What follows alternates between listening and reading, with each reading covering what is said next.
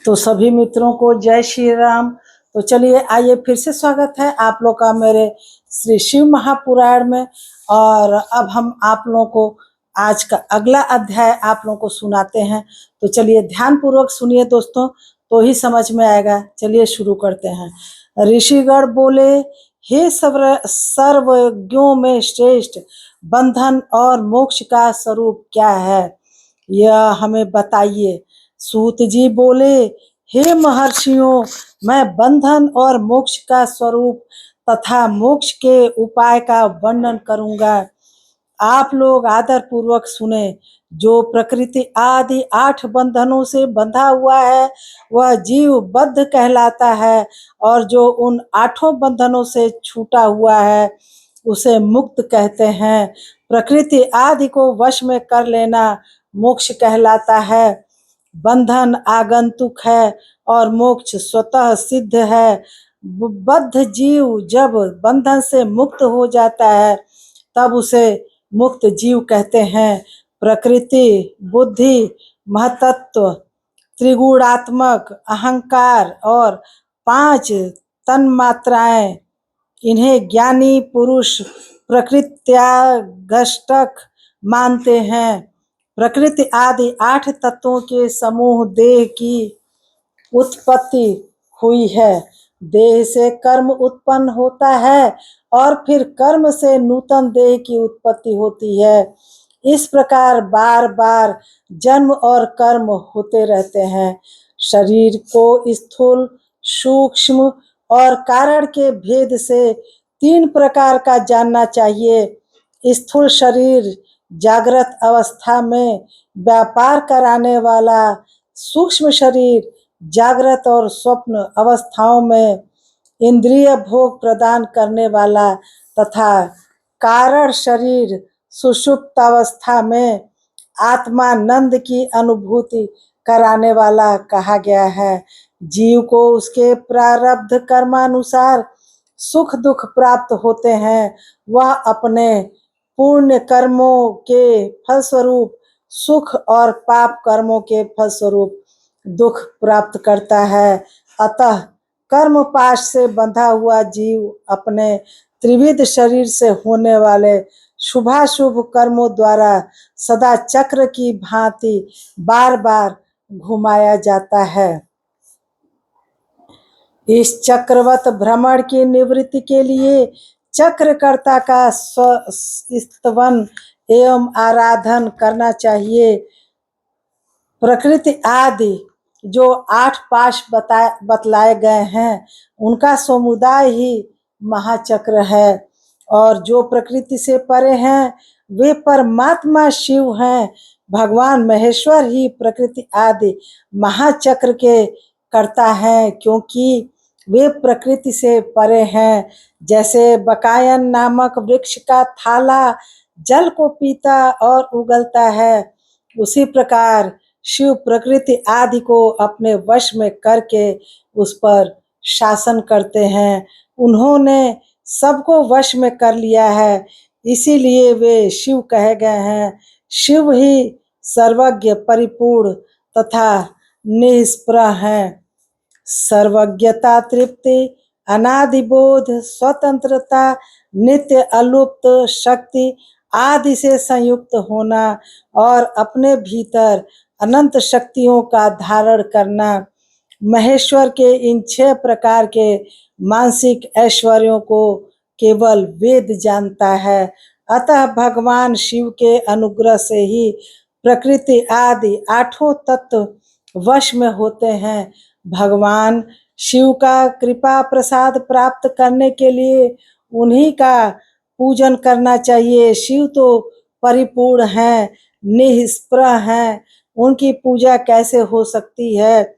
इसका उत्तर यह है कि भगवान शिव के उद्देश्य से उनकी प्रसन्नता के लिए किया हुआ सत्कर्म उनके कृपा प्रसाद को प्राप्त कराने वाला होता है। शिवलिंग में, शिव की प्रतिमा में तथा शिव भक्त जनों में शिव की भावना करके उनकी प्रसन्नता के लिए पूजा करनी चाहिए। वह पूजन शरीर से, मन से, वाणी से और धन से भी किया जा सकता है। उस पूजा से प्रकृति से परे महेश्वर पूजक पर विशेष विशेष कृपा करते हैं। यह सत्य है। शिव की कृपा से कर्म आदि सभी बंधन अपने वश में हो जाते हैं। कर्म से लेकर प्रकृति पर्यंत सब कुछ जब वश में हो जाता है तब वह जीव मुक्त कहलाता है और स्वात्मा राम रूप से विराजमान होता है। परमेश्वर शिव की कृपा से जब कर्म जनित शरीर अपने वश में हो जाता है तब भगवान शिव के लोक में निवास प्राप्त होता है। इसी को सालोक्य मुक्ति कहते हैं। जब तन मात्राएं वश में हो जाती हैं तब जीव जगदम्बा सहित शिव का सामीप्य प्राप्त कर लेता है। यह सामीप्य मुक्ति है। उसके आयुध आदि और क्रिया आदि सब कुछ भगवान शिव के समान हो जाते हैं। भगवान का महाप्रसाद प्राप्त होने पर बुद्धि भी वश में हो जाती है। बुद्धि प्रकृति का कार्य है, उसका वश में होना सर्वश्रेष्ठ मुक्ति कही गई है। पुनः भगवान का महान अनुग्रह प्राप्त होने पर प्रकृति वश में हो जाएगी। उस समय भगवान शिव का मानसिक ऐश्वर्य बिना यत्न के ही प्राप्त हो जाएगा। सर्वज्ञता आदि जो शिव के ऐश्वर्य हैं उन्हें पाकर मुक्त पुरुष अपनी आत्मा में ही विराजमान होता है। वेद और शास्त्रों में विश्वास रखने वाले विद्वान पुरुष इसी को सायुज्य मुक्ति कहते हैं। इस प्रकार लिंग आदि में शिव की पूजा करने से क्रमशः मुक्ति स्वतः प्राप्त हो जाती है। इसलिए शिव का कृपा प्रसाद प्राप्त करने के लिए तत्संबंधी क्रिया आदि के द्वारा उन्हीं का पूजन करना चाहिए। शिव क्रिया, शिव तप, शिव मंत्र जप, शिव ज्ञान और शिव ध्यान के लिए सदा उत्तरोत्तर अभ्यास बढ़ाना चाहिए। प्रतिदिन प्रातः काल से रात को सोते समय तक और जन्म काल से लेकर मृत्यु पर्यंत सारा समय भगवान शिव के चिंतन में ही बिताना चाहिए। सद्यो जातादि मंत्रों तथा नाना प्रकार के पुष्पों से जो शिव की पूजा करते हैं वो शिव को ही प्राप्त होगा।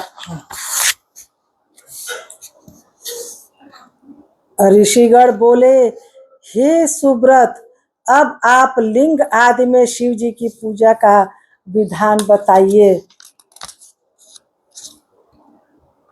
सूत जी बोले, हे द्विजो, मैं लिंगों के क्रम का यथावत वर्णन कर रहा हूँ, आप लोग सुनिए। वह प्रणव ही समस्त अभिष्ट वस्तुओं को देने वाला प्रथम लिंग है। उसे सूक्ष्म प्रणव रूप समझिए। सूक्ष्म लिंग निष्कल होता है और स्थूल लिंग सकल। पंचाक्षर मंत्र को ही स्थूल लिंग कहते हैं। उन दोनों प्रकार के लिंगों का पूजन तब कहलाता है। वे दोनों ही लिंग साक्षात मोक्ष देने वाले हैं। पौरुष लिंग और प्रकृति लिंग के रूप में बहुत से लिंग हैं, उन्हें भगवान शिव ही विस्तार पूर्वक बता सकते हैं, दूसरा कोई नहीं जानता। पृथ्वी के विकार भूत जो जो लिंग ज्ञात है उनको मैं आप लोगों को बता रही हूँ। तो चलिए अब इस अध्याय को यही समाप्त कर रहे हैं। 10 मिनट से ऊपर का नहीं बनाते हैं। दोस्तों एक बात बता रहे हैं ना कि जो ये शिव महापुराण की कथा है ना, इसका शब्द बहुत ज्यादा कठिन है। इसका शब्द बहुत ज्यादा कठिन है। जैसे रामायण की चौपाई की भाषा सरल है तो वो अच्छे से समझ में आ जाती है, ये नहीं समझ में आती है। तो चलिए इस अध्याय को यही समाप्त करते हैं। अगर मेरी शिव महापुराण की कथा आप लोग को पसंद आए, अच्छी लगेगी तो प्लीज वीडियो को लाइक कमेंट करिएगा, शेयर करिएगा और सपोर्ट करिए। दोस्तों मिलते हैं अगले अध्याय में, तब तक सभी को जय श्री राम, राधे राधे।